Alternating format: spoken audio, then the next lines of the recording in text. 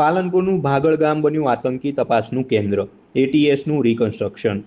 રાજ્યમાં આગામી પવિત્ર રથયાત્રા પૂર્વે સુરક્ષા એજન્સીઓએ એક મસમોટું ઓપરેશન પાર પાડીને આતંકીઓના નાપાક મનસૂબાઓને નાકામ કરી દીધા છે।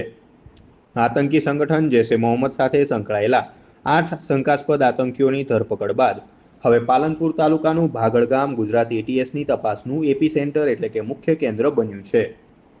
પ્રાપ્ત વિગતો અનુસાર ભાગળ ગામેથી ઝડપાયેલા આતંકીઓને મોડી રાત્રે ગુજરાત એટીએસની ટીમ કડક સુરક્ષા ઘેરાવા વચ્ચે તપાસના ભાગરૂપે ગામમાં લાવી હતી। અહીં એટીએસ દ્વારા સમગ્ર ઘટનાક્રમનું લાઈવ ક્રાઇમ રિકન્સ્ટ્રક્શન કરવામાં આવ્યું હતું। તપાસ દરમિયાન આરોપીઓની ગુનાહિત હિલચાલ, તેમના સ્થાનિક સંપર્કો અને આતંકી પ્રવૃત્તિઓના પુરાવા એકત્રિત કરવા માટે એટીએસ સ્થળ પર તપાસ ચલાવી રહી છે। પકડાયેલા આતંકી ભાઈઓ, જેમાં 22 વર્ષીય મુદસ્સીર અબુલ્લા ગાજીવાલા અને 19 વર્ષીય અહેમદ અબુબુલ્લા ગાજીવાલાનો સમાવેશ થાય છે।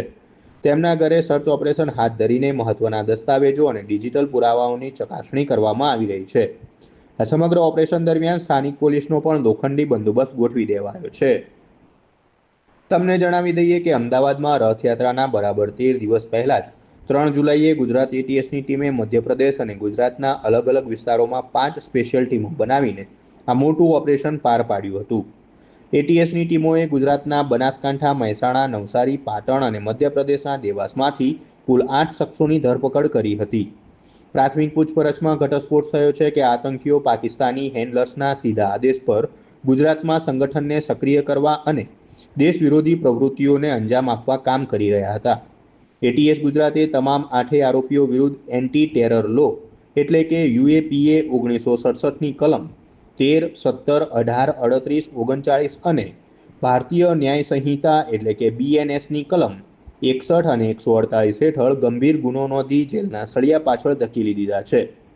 હાલમાં આ મામલે તપાસ અત્યંત સંવેદનશીલ તબક્કામાં હોવાથી એટીએસના ઉચ્ચ અધિકારીઓ દ્વારા વધુ સત્તાવાર વિગતો જાહેર કરવામાં આવી નથી, પરંતુ આ ઓપરેશનથી બનાસકાંઠા સહિત સમગ્ર સરહદી પંથકમાં સુરક્ષા વ્યવસ્થા અભેદ બનાવી દેવામાં આવી છે।